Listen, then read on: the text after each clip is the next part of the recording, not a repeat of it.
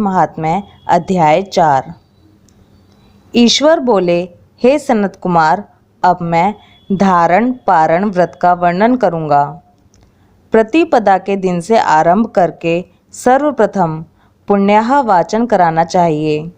इसके बाद मेरी प्रसन्नता के लिए धारण पारण व्रत का संकल्प करना चाहिए। एक दिन धारण व्रत करें और दूसरे दिन पारण व्रत करें। धारण में उपवास तथा पारण में भोजन होता है। श्रावण मास के समाप्त होने पर सबसे पहले पुण्याह वाचन कराना चाहिए। इसके बाद हे मानद, आचार्य तथा अन्य ब्राह्मणों का वरण करना चाहिए। तत्पश्चात पार्वती तथा शिव की स्वर्ण निर्मित प्रतिमा को जल से भरे हुए कुंभ पर स्थापित कर रात में भक्ति पूर्वक पूजन करना चाहिए तथा पुराण श्रवण आदि के साथ रात भर जागरण करना चाहिए। प्रातः काल अग्नि स्थापन करके विधि पूर्वक होम करना चाहिए। त्र्यंबक, इस मंत्र से तिल मिश्रित भात की आहुति डालनी चाहिए। उसी प्रकार शिव गायत्री मंत्र से घृत मिश्रित भात की आहुति डालें और पुनः षडाक्षर मंत्र से खीर की आहुति प्रदान करें। तदंतर पूर्ण आहुति देकर होम शेष का समापन करना चाहिए। इसके बाद में ब्राह्मणों को भोजन कराना चाहिए तथा साथ ही आचार्य की पूजा करनी चाहिए।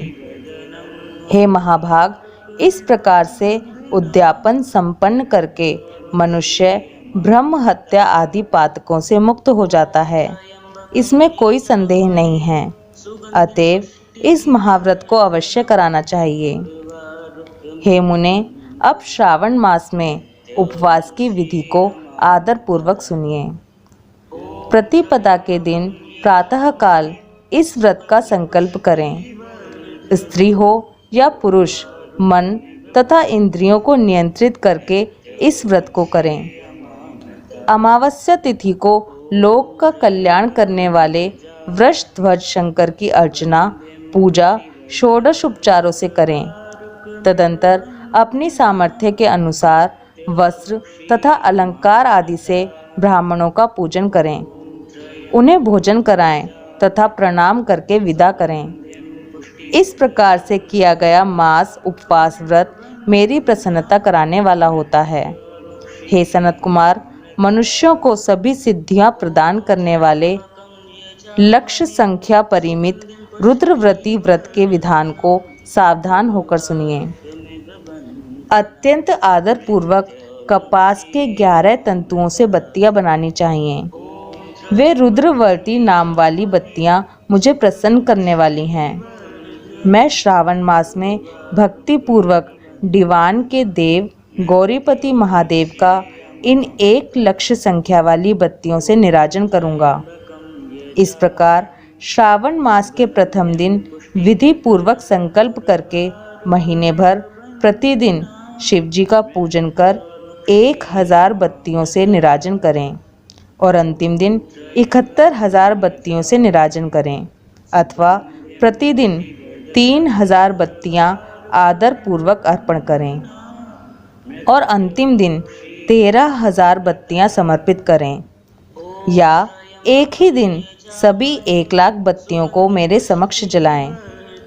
प्रचुर मात्रा में घृत में भिगोई जो स्निग्ध बत्तियां होती हैं वे मुझे प्रिय हैं। तत्पश्चात मुझ विश्वेश्वर का पूजन करके कथा श्रवण करें।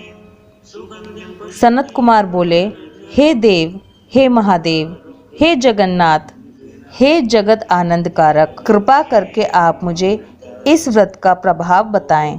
हे प्रभो, इस व्रत को सर्वप्रथम किसने किया तथा इसके उद्यापन में क्या विधि होती है?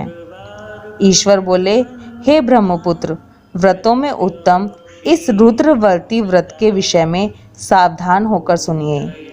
यह व्रत महापुण्यप्रद, सभी उपद्रवों का नाश करने वाला, प्रीति तथा सौभाग्य देने वाला, पुत्र पौत्र समृद्धि प्रदान करने वाला, व्रत करने वाले के प्रति शंकर जी की प्रीति उत्पन्न करने वाला तथा परम पद शिवलोक को देने वाला है। तीनों लोकों में इस रुद्रवर्ती के समान कोई उत्तम व्रत नहीं है। इस संबंध में लोग यह प्राचीन दृष्टांत देते हैं। क्षिप्रा नदी के रम्य तट पर उज्जैनी नामक सुंदर नगरी थी। उस नगरी में सुगंधा नामक एक परम सुंदरी वीरांगना थी। उसने अपने साथ संसर्ग के लिए अत्यंत दुस्सह शुल्क निश्चित किया था। 100 स्वर्ण मुद्रा देकर संसर्ग करने की शर्त रखी थी। उस सुगंधा ने युवकों तथा ब्राह्मणों को भ्रष्ट कर दिया था। उसने राजाओं तथा राजकुमारों को नग्न करके उनके आभूषण आदि लेकर उनका बहुत तिरस्कार किया था।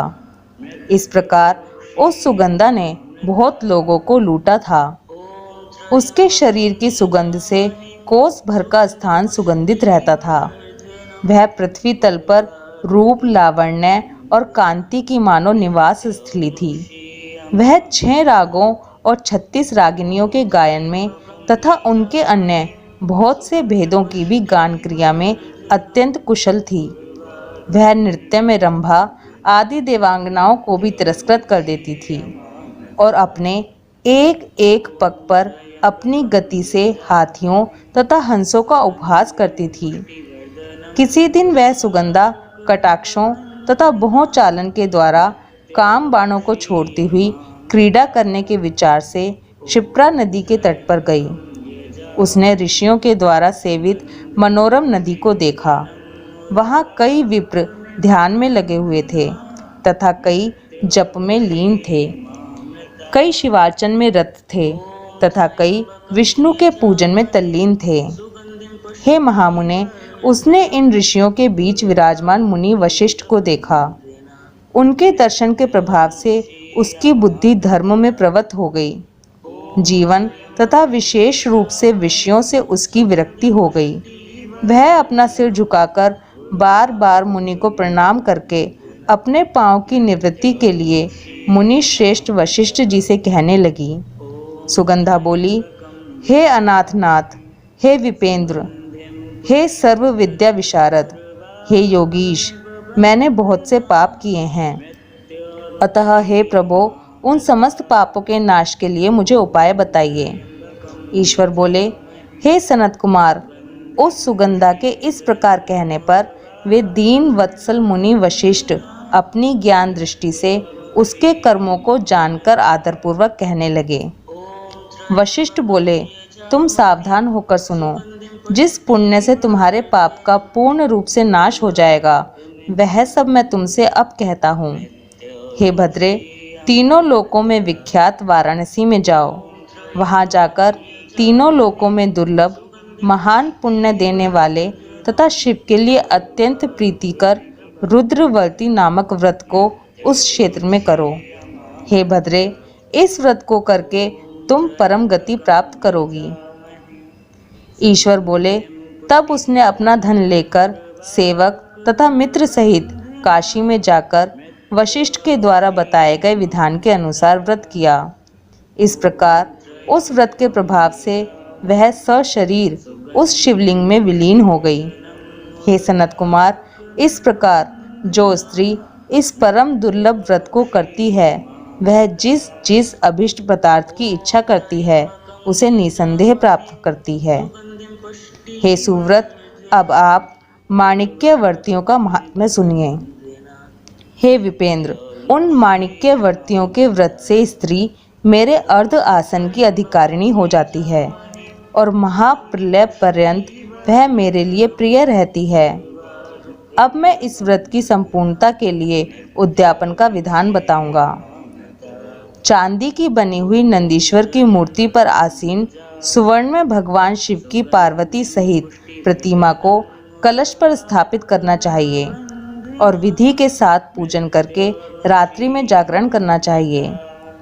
इसके बाद प्रातःकाल नदी में निर्मल जल में विधि पूर्वक स्नान करके 11 ब्राह्मणों सहित आचार्य का वरण करना चाहिए।